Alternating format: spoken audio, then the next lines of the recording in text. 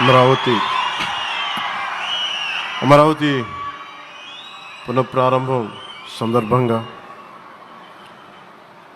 34,000 ఎకరాలు ఇచ్చి 29,000 పైచిలకు రైతులు గత 5 సంవత్సరాలుగా నలిగిపోయి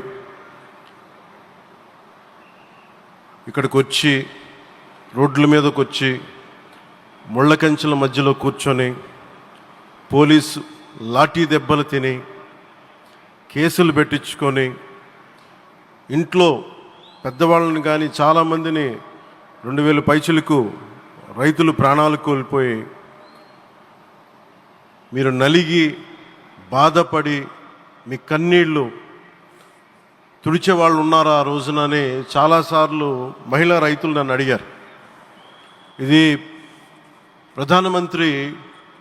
గౌరవ ప్రధానమంత్రి శ్రీ నరేంద్ర మోదీ గారికి తెలుస్తుందా అని ఒకసారికి 5 సంవత్సరాల క్రితం మీరు అడిగారు. నేను ఆ రోజు ఆయనకి తెలియకుండా ఏది ఉండదు, అమరావతి శాశ్వత రాజధానిగా ఉంటుందని ఆ రోజు మేమందరం కలిపి మాట ఇచ్చాం. ఆ ఇచ్చిన మాట ప్రకారం ఈ రోజున గౌరవ ప్రధానమంత్రి గారి చేతుల మీదుగా మళ్ళీ ఇంకొకసారి పునఃప్రారంభం జరగబోతుంది. ఇది ఆది శంకరాచార్య 1237వ జయంతి సందర్భంగా తిరిగి అమరావతి పునఃప్రారంభం కావటం చాలా ఆనందాన్ని కలగజేస్తుంది. మనందరం 5 కోట్ల మంది ప్రజలకి సంబంధించి ఇది ఒక హబ్, ఇది సెంటర్, నర్వ్ సెంటర్. ఇది అంటే మనందరికీ సంబంధించిన ఇల్లు. ఇది మనందరం ఎవరిని అడుగుతున్నామంటే, ఒక ప్రధానమంత్రి గారు పూర్వం సన్యాసాశ్రమంలో ఉన్నప్పుడు ఆయనకి అనికేత్ అనే పేరు పెట్టారు. అనికేత్ అంటే అర్థం పరమశివుడు, ఇల్లు లేనివాడని.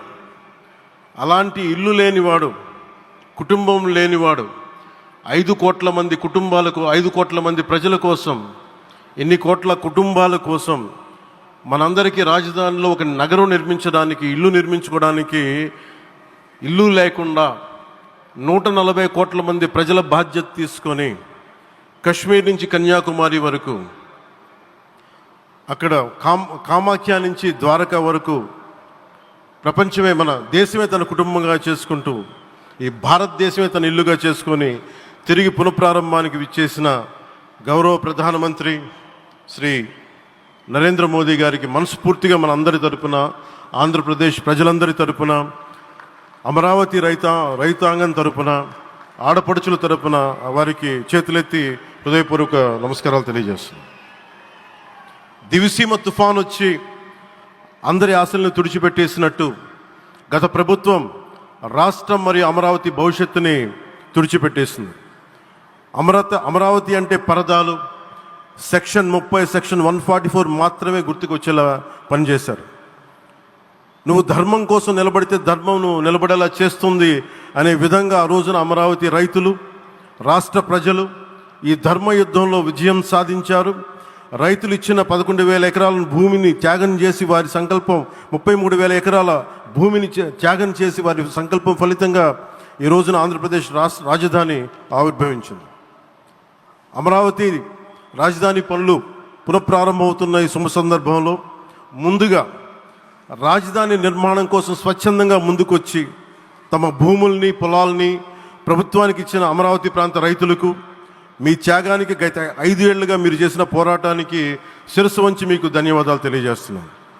గత 5 ఏళ్లుగా రాజధాని నిర్మాణం నిలిచిపోయి రాజధాని తరలిపోతుందనే సమయంలో రోడ్ల మీదకు వచ్చి 5 కోట్ల ప్రజల తరపున రైతులు, మహిళలు, విద్యార్థులు చేసిన పోరాటం, మీరు పడిన అవమానాలు, మీపై పడిన గాయాలు ప్రతి ఒక్కటి మా మనసులో ఉంది.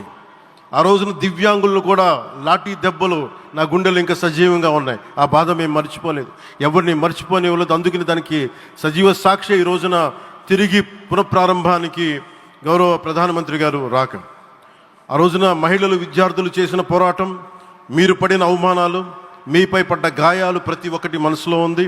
మీ త్యాగాన్ని మేము మర్చిపోం. మీరు చేసిన త్యాగానికి జవాబుదారీగా ఉంటాం. బాధ్యతగా అమరావతి నిర్మాణం జరిగేలా సాయశక్తుల ఈ కూటమి ప్రభుత్వం కృషి చేస్తుంది.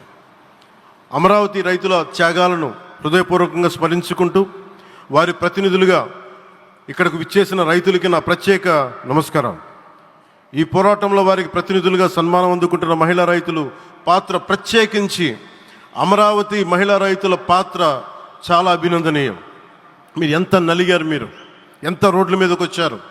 మగవాళ్ళు ఆపేస్తే ఆడపడుచులు బయటకు వచ్చి తిరిగి పౌరుషం చూపించారు, ఆంధ్ర పౌరుషాన్ని చూపించారు. మీరికి నా ప్రత్యేక అభినందన. వాళ్ళు చూపిన సాహసం, సహనం అందరికీ ప్రేరణగా నిలుస్తాయి. వేదిక మీద ఉన్న నా మంత్రివర్గ సహచరులకి, గౌరవ ప్రధానమంత్రి శ్రీ నరేంద్ర మోదీ గారికి, విజనరీ అయిన గౌరవ ముఖ్యమంత్రి శ్రీ నారా చంద్రబాబు నాయుడు గారికి, సోదరులు లోకేష్ గారికి, గవర్నర్ గారికి ప్రత్యేకించి నా హృదయపూర్వక నమస్కారాలు, ధన్యవాదాలు తెలియజేస్తున్నాను. అలాగే ఇతర సహచరులకు, సభకు హాజరైన వారికి, రాష్ట్ర ప్రజలకు కూడా నమస్కారాలు తెలియజేస్తున్నాను. ఇక్కడ రైతులు భూమిని మాత్రమే ఇవ్వలేదు, రాష్ట్ర భవిష్యత్తును నిర్మించే ఆశలను, విశ్వాసాన్ని ఇచ్చారు. కానీ 5 సంవత్సరాల్లో గత ప్రభుత్వం ఆ త్యాగాన్ని అవమానించింది. 3 రాజధానులు అస్తవ్యస్త విధానంతో ప్రజల విఘ్నతని, అమరావతిని అగౌరవపరిచింది. ఈరోజు ఈ వేదిక నుండి మేమందరం మీకు హామీ ఇస్తున్నాం. అమరావతి మళ్ళీ ఒక ప్రపంచ స్థాయి సర్వశ్రేష్ఠ రాజధానిగా ఆవిర్భవిస్తుంది. అమరావతి ఒక ఆర్కిటెక్చరల్ జోన్, ఒక కాంక్రీట్ జంగిల్గా మిగిలిపోకుండా జవాబుదారీతనం, న్యాయం, ప్రజాస్వామ్యానికి ప్రతీకగా నిలవాలని ఆకాంక్షిస్తున్నాను. కేంద్రంలో రాష్ట్రంలో స్థిరమైన ఎన్డీఏ ప్రభుత్వం ఏర్పడిన కారణంగా అభివృద్ధి కార్యక్రమాలు వేగంగా సాగుతున్నాయి. మేనిఫెస్టోలో ఇచ్చిన హామీలన్నీ దశల వారీగా బాధ్యతాయుతంగా అమలు చేస్తున్నాం. కేవలం మ్యాచింగ్ గ్రాంట్స్ ఇవ్వని కారణంగా గత ప్రభుత్వం రాష్ట్రం కేంద్రం నుంచి పొందాల్సిన 1000 కోట్లు నష్టపోయింది. కానీ ఈ ప్రభుత్వం కోఆపరేటివ్ ఫెడరలిజం స్ఫూర్తితోటి, పరస్పర సహకారంతో పనిచేస్తున్నాం. రాష్ట్రంలో రహదారులు, రైల్వే, పారిశ్రామిక రక్షణకు సంబంధించి ఈ రోజున మన అమరావతియే కాకుండా రాష్ట్రంలో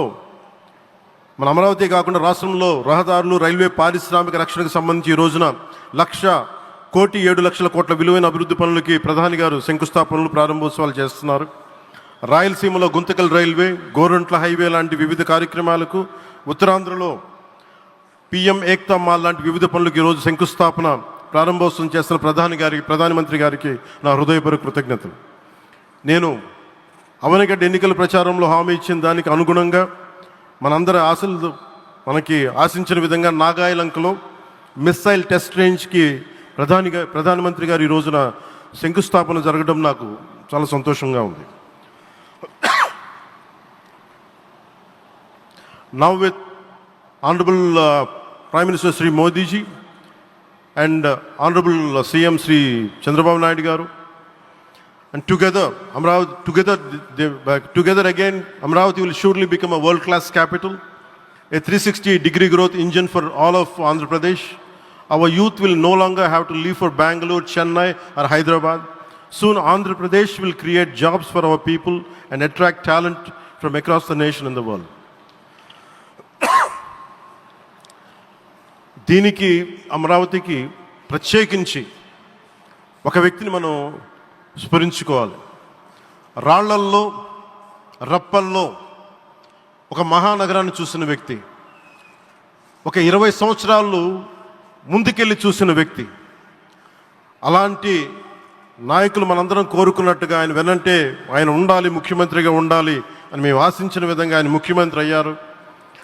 ఆయన సైబరాబాద్ అనే సిటీని ఎలా నిర్మించారో, ఎంత అద్భుతంగా రూపకల్పన చేశారో, అమరావతి అనే ఈ క్యాపిటల్ని కూడా ఆయన అపారమైన అనుభవంతో, ఆయన దక్షతతోటి, ఆయన గవర్నెన్స్ కేపబిలిటీ తోటి, అడ్మినిస్ట్రేటివ్ కెపాసిటీ తోటి ఇది అద్భుతమైన మహానగరంగా తీర్చిదిద్దుతుంది. ఇది ఆంధ్రప్రదేశ్కే కాదు, భారతదేశానికి తలమానికంగా అవుతుందని మనస్ఫూర్తిగా నేను ఆశిస్తున్నాను.